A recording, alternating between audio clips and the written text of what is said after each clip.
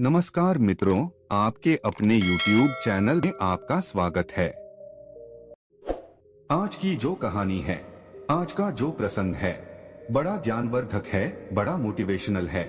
इसलिए वीडियो को पूरा देखें ताकि आपको संपूर्ण जानकारी हासिल हो। आज जो कहानी मैं आपको सुनाने जा रहा हूँ, ये कहानी एक सारस और उनकी पत्नी की कहानी है। ये कहानी बड़ी प्रेरणादायक है। इस कहानी को सुनने के बाद आपके घर में कभी भी किसी भी प्रकार का कोई कलेश नहीं होगा, कोई लड़ाई झगड़ा नहीं होगा। आपके घर में सदैव सुख शांति बनी रहेगी।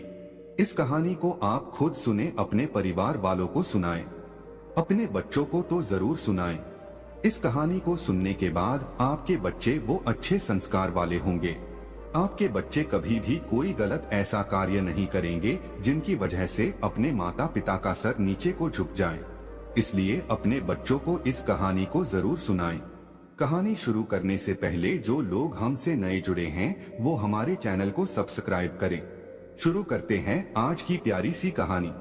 एक पानी के तालाब के किनारे एक सारस का जोड़ा रहता था। उनका जीवन बड़ा सुखमय था। वो दिन भर पानी में अपना पेट भरते, अपना भोजन खाते। उसके बाद पानी के किनारे पर वहीं पे बैठ जाते। कहीं दूर जाने की जरूरत नहीं थी। इसी तरीके से उनकी दिनचर्या चल रही थी। उनका जीवन व्यतीत हो रहा था।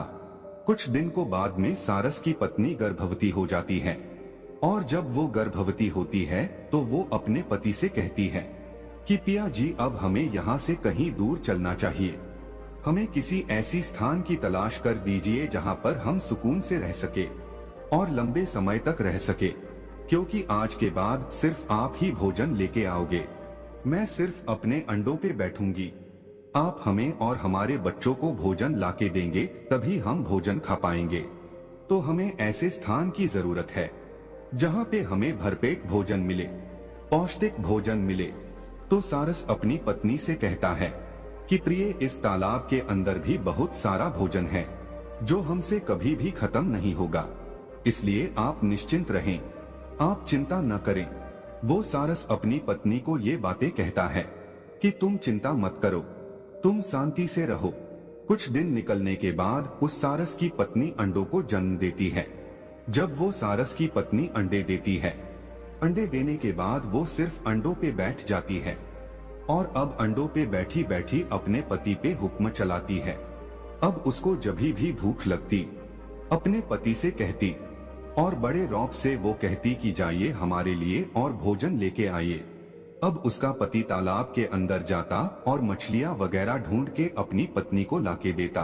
अब उस सारस की पत्नी जैसे ही उसका पति भोजन लाके देता, वो तुरंत खा जाती और फिर से अपने पति को हुक्म देती कि अभी मेरा पेट नहीं भरा है, इसलिए आप और भोजन लेके आओ। तो उनका पति फिर से जाता और फिर से ढूंढ करके अपनी पत्नी के लिए वो भोजन ले गया था। अब वो जैसी लाके देता, तुरंत उसकी पत्नी खा जाती और फिर से अपने पति को हुक्म करती कि जाओ फिर से भोजन लेके आओ, अभी मैं बहुत भूखी हूँ। अब उस सारस को अपना पेट भरने के लिए भी भोजन नहीं था, क्योंकि वो जितना भोजन ढूंढता उतना ही अपनी पत्नी के लिए ले जाता। खुद नहीं खाता, अपनी पत्नी को ले जाके खिलाता। लेकिन उसकी पत्नी दिन भर भोजन करती, उसके बाद भी उसका पेट नहीं भरता। जैसे ही उसका पति भोजन लेकर आता, तुरंत उसको दूसरा ऑर्डर कर देती। वो कहती कि तुरंत जाओ और भोजन लेके आओ। अब उसका पति दिन भर इसी काम में लगा रहता। पानी में जाता, पानी से भोजन ढूंढता और अपनी पत्नी को लाके देता। उसकी पत्नी तुरंत खा जाती, फिर ऑर्डर कर देती कि और लेके आओ, अभी मैं बहुत भूखी हूँ। तो फिर पानी में जाता और फिर से डुबकी लगा करके वो भोजन ढूंढता और फिर से लाकर अपनी पत्नी को देता। तब उसकी पत्नी फिर से खा जाती और फिर से ऑर्डर देती। ये सिलसिला कुछ दिनों तक लगातार चलता है। अब धीरे धीरे सारस बड़ा परेशान हो जाता है, धीरे धीरे सूखने लगता है, क्योंकि वो खुद वो भोजन नहीं खाता था। वो सीधा जो भी भोजन उसको प्राप्त होता था, सीधा अपनी पत्नी को ले जाके देता था। उधर उसकी पत्नी वो गुस्सा इस बात का निकाल रही थी कि उसने दूसरी जगह जाने के लिए अपने पति से कहा था, लेकिन उसने अपनी पत्नी की बात को नहीं माना था। उसने यही कहा था कि हम यहाँ पे रहकर भी हमारे बच्चों का पालन पोषण कर सकते हैं। इस तालाब में भी बहुत सारा भोजन है जो हमारे लिए पर्याप्त है। यह बात अपनी पत्नी से कहकर अपनी पत्नी को उसी तालाब में रोके रखा। इसीलिए अब उसकी पत्नी अपने पति को परेशान करने में, टॉर्चर करने में कोई कसर नहीं छोड़ती है। जब उसकी पत्नी अपने पति को टॉर्चर कर रही थी तो कुछ दिन निकल जाते हैं। कुछ दिन के बाद में सारस बड़ा परेशान हो जाता है। सोचने लगता है कि अब मैं करूँ तो ऐसा क्या करूँ।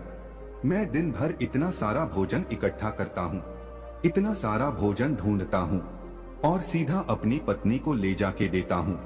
वो सारे भोजन को खा जाती है। उसके बाद भी उसका पेट नहीं भरता। वो जैसी भोजन ग्रहण करती है तुरंत मुझे दूसरा ऑर्डर देती है। कहती कि तुरंत जाओ और तुरंत और भोजन लेके आओ, अभी मैं बहुत भूखी हूँ। वो सारस सोचने लग जाता है कि अब मैं करूँ तो ऐसा क्या करूँ जिसके कारण मुझे इस पीड़ा से मुक्ति मिले। वो हताश परेशान हो जाता है। धीरे धीरे उसका शरीर, उसका बदन सूखने लगता है। अब उसको काफी दिन हो जाते हैं भोजन खाए हुए। वो जितना भी भोजन ढूंढता सभी अपनी पत्नी को ले जाके दे देता। खुद भूखा प्यासा रहकर भी दिन भर पानी में भोजन की तलाश करता और जो भी भोजन उसको प्राप्त होता उसको तुरंत अपनी पत्नी को ले जाके देता। इसी तरीके से अब वो सारस धीरे धीरे बिल्कुल सूख जाता है। अब उसकी हालात इतने खराब हो जाते कि वो चलने के काबिल भी नहीं रहता, दौड़ने के काबिल भी नहीं रहता, उड़ने के काबिल भी नहीं रहता। लेकिन उसकी पत्नी को उस पर बिल्कुल तरस नहीं था, बिल्कुल दया नहीं थी। अब तो कुछ दिनों के बाद उसके बच्चे और हो चुके थे, अंडों से बच्चे भी निकल आए थे। अब तो बच्चों को भी भोजन ले जाके देना पड़ रहा था, साथ में उसकी पत्नी को भी भोजन ले जाके देना पड़ रहा था। पहले तो वो सारस बीच बीच में थोड़ा भोजन खुद खा लिया करता था, लेकिन अब तो उसके बच्चे भी हैं और उसकी पत्नी भी है। अब तो वो एक निवाला भी नहीं खा सकता था। जितना भोजन उसको मिलता सभी भोजन को अपनी पत्नी को, अपने बच्चों को ले जाके देता, खुद एक भी निवाला नहीं लेता। अब धीरे धीरे सारस के हालात खराब हो जाते। अब वो बिल्कुल सूख जाता है, बिल्कुल हड्डियों का ढांचा बन जाता है। कहते हैं ना कि भूखा भजन ना हो गोपाला, ये पकड़ 3 कंठी माला। क्योंकि भूखे रहकर कोई भी जीव जंतु किसी भी कार्य को नहीं कर सकता।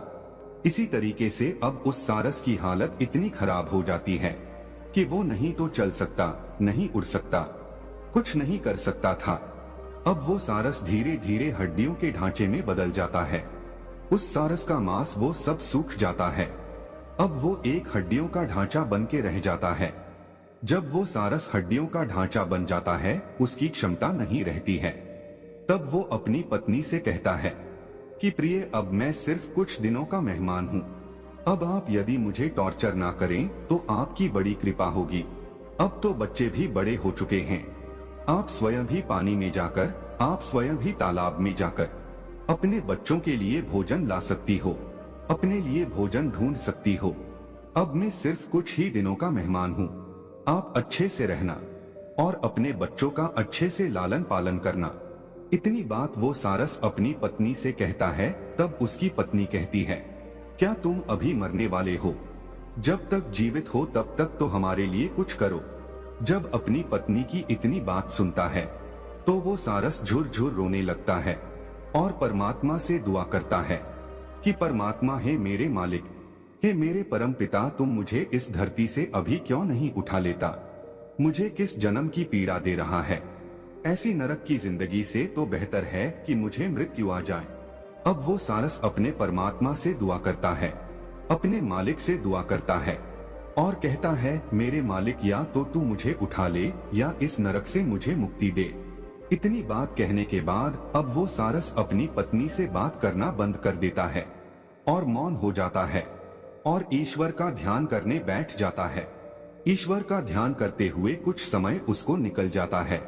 अब वो एक ही प्रण बना लेता है, ना ही वो कुछ भोजन ग्रहण करता है, ना ही पानी पीता है। अब वो सिर्फ भगवान का ध्यान करने के लिए बैठ जाता है। उसने ये वचन लिया, ये प्रण लिया कि मैं जब तक भगवान का भजन करूंगा तब तक या तो ईश्वर मेरे सामने नहीं आ जाते या फिर मेरे शरीर से प्राण नहीं निकल जाते, तब तक मैं भूखा प्यासा रहकर ही भगवान का भजन करूंगा। यही प्रण लेकर अब वो सारस भगवान की भक्ति करने के लिए बैठ जाता है। उधर उस सारस की पत्नी अपने बच्चों को लेकर और अपने पति को ऐसी दुख पीड़ा की हालत में, ऐसी नाजुक हालत में छोड़कर उस तालाब से चली जाती है और अपने पति को ऐसे संकट में जूझता हुआ छोड़कर निकल जाती है। अब सारस भगवान की भक्ति करता है। कुछ समय निकलने के बाद उसकी भक्ति से श्री हरि विष्णु प्रसन्न होते हैं। श्री हरि विष्णु उस सारस के समक्ष जाकर प्रकट होते हैं और उस सारस को वरदान देते हैं और कहते कि मांगो, तुम्हें क्या मांगना है। जब सारस श्री हरि विष्णु से कहता है कि प्रभु मुझे मेरी पत्नी का साथ दे दीजिए, वो सारस तब भी यही मांगता है। उसको और कुछ सूझता ही नहीं है। वो सिर्फ यही मांग पाता है कि मुझे मेरी पत्नी का साथ दे दीजिए। तो श्री हरि विष्णु कहते हैं कि तथास्तु, ऐसा ही होगा। वो सारस मांगना तो कुछ और चाहता था, लेकिन उसके मुख से यही निकलता है कि प्रभु मुझे मेरी पत्नी का सहारा दे दीजिए, मेरी पत्नी का साथ दे दीजिए। श्री हरि विष्णु ये आशीर्वाद देते हैं कि तथास्तु, ऐसा ही होगा।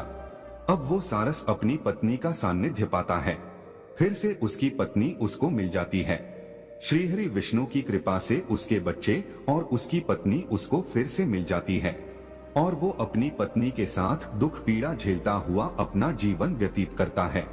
और एक दिन ऐसा आता है कि वो सारस मृत्यु को प्राप्त हो जाता है। दोस्तों, आज भी सारस जो है, अंडे देने के बाद कभी भी भोजन लेने के लिए नहीं जाती। वो सिर्फ अंडों पर बैठी रहती है, हमेशा 24 घंटे। उसका पति ही उसको भोजन लाके देता है और जब उसके अंडों से बच्चे निकलते हैं, तब भी उस सारस का पति अपनी पत्नी को और अपने बच्चों को पानी से भोजन ढूंढ के लाता है और अपनी पत्नी को अपने बच्चों को भोजन खिलाता है।